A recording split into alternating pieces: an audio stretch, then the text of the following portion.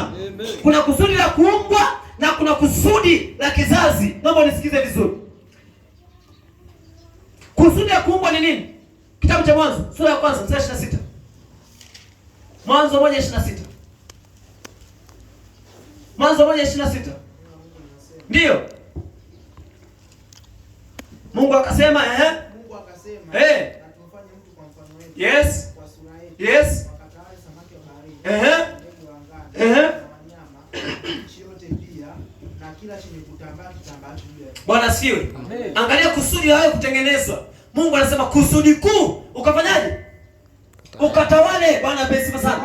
Anasema kusudi kuu tafsiri zingine anasema occupy. Tawala, chukua maeneo, chukua influence. Maandiko yanasema kwa kusudi la kwanza la mtu kuumbwa ni kutawala. Bwana besi sana.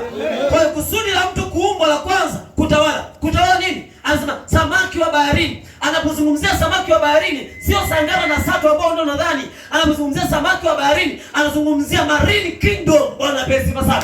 Ufalme wa majini. Haleluya.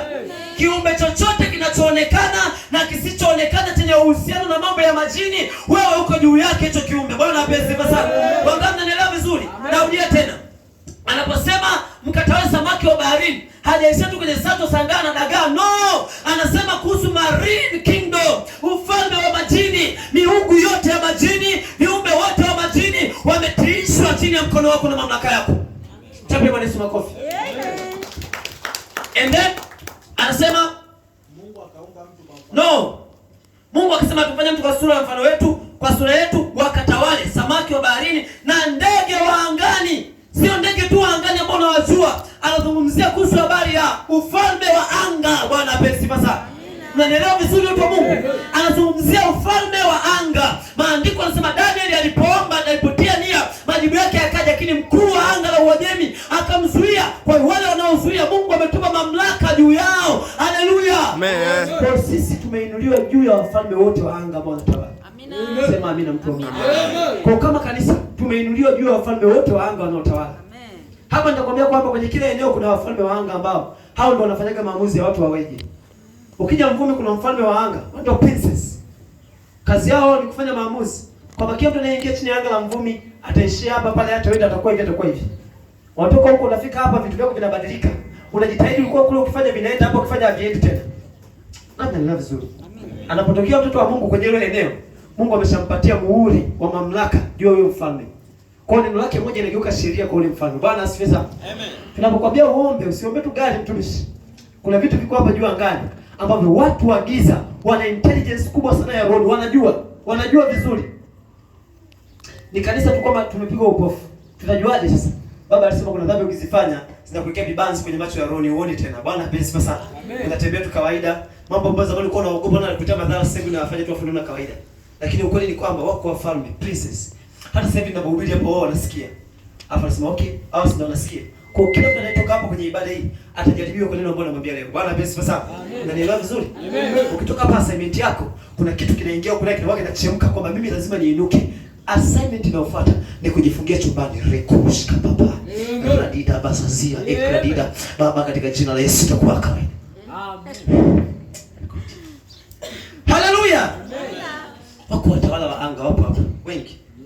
Kazi yao ni kutengeneza sheria kwenye ulimwengu wa roho. Kazi yao ni kuleta influence ya tabia fulani kwenye mtaa.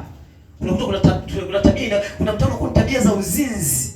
Kwa hata kanisa yale mazingira ambayo yamezunguka kanisa yanakuwa ni jaribu kwenye kanisa.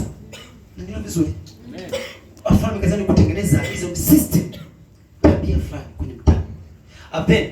Zile tabia zikishachukua nafasi, kuna vikosi vya mapepo mabaya. Kazi yao kuotesa wanadamu. Unanielewa watu wa Mungu? Kwa vikosi vya mapepo mabaya havitendi kazi kwanza mpaka princes wafalme wa eneo wameruhusu mfumo wa adui kutengeneza kufanya kazi zake.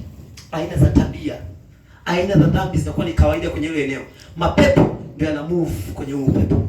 Mapepo ndio yanategemea kwenye huo upepo. Ndio maana unapokuja kanisani, mahali ambapo uwepo wa Mungu upo, mapepo yenyewe yanaanza kulipuka. Why? Kwa sababu kuna utakatifu umeonekana. Kuna mifumo ya shetani ilikuwa prompt.